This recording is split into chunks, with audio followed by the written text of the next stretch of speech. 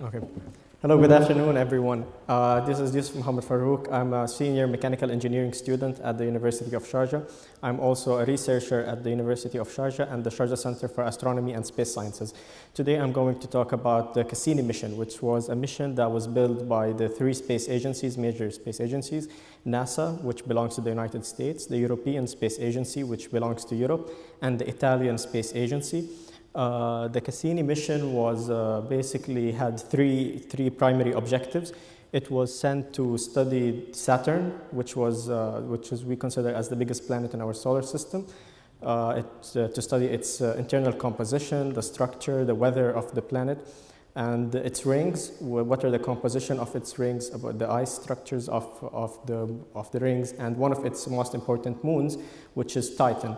Titan is believed by most astronomers that it is a good place that it can possibly harbor life later on because it has an atmosphere like Earth.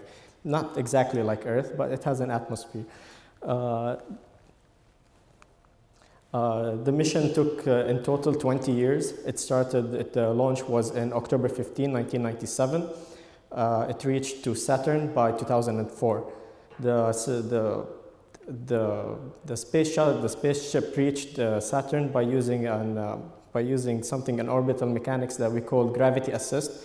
Gravity assist is where we use another planet's gravitational pull to accelerate a spaceship. More on that later. And then from the year from the year 2004 until 2008, it started its primary mission. After starting its primary mission that took 4 years, it took another 2 more years, which was called the Equinox mission. And then after the Equinox mission, it took its final plunge, where NASA scientists call it the grand finale. That's when it decided the mission was over, where they had to send the spaceship back into Saturn's atmosphere. So this is what basically happens with the gravity assist, where astronomers once used the gravity assist to slow down a meteorite that was going to hit Earth. So what we can see a meteorite that is approaching Earth and Moon's orbit, and using the gravity of the Earth and Moon, it will change its direction of rotation.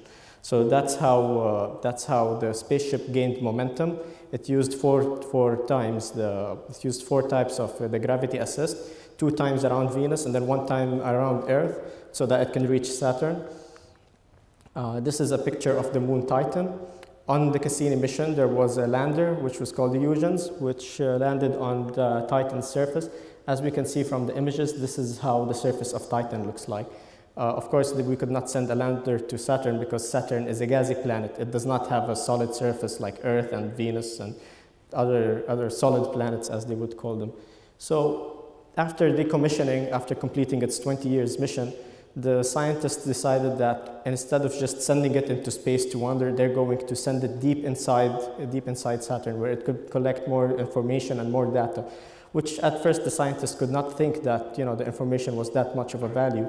But later on, they got breathtaking images and breathtaking measurements that they could not have gotten before.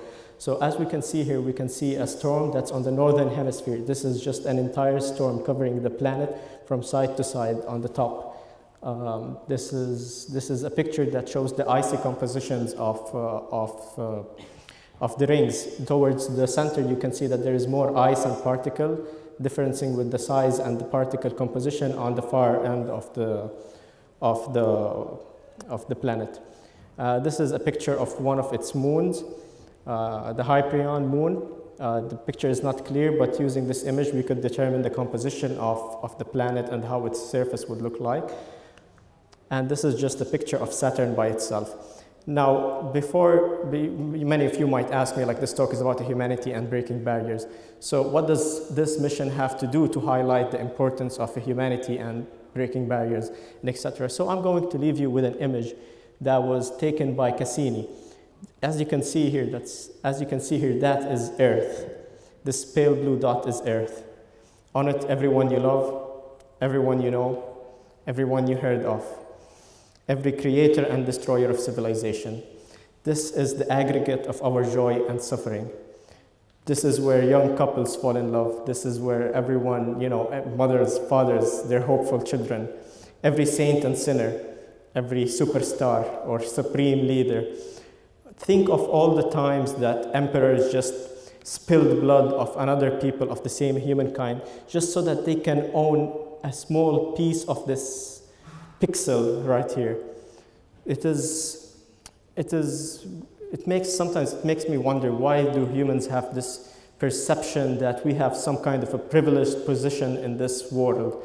So I believe that this image can tell us a lot, that that's our only home. As far as we know currently, that's our only home. So we have to learn to live with each other and accept each other and love each other, because there is no help that's going to come to help us from ourselves, not from anywhere else. So Earth is the only place where we make our stand.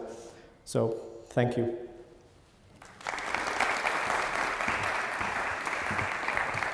I forgot everything.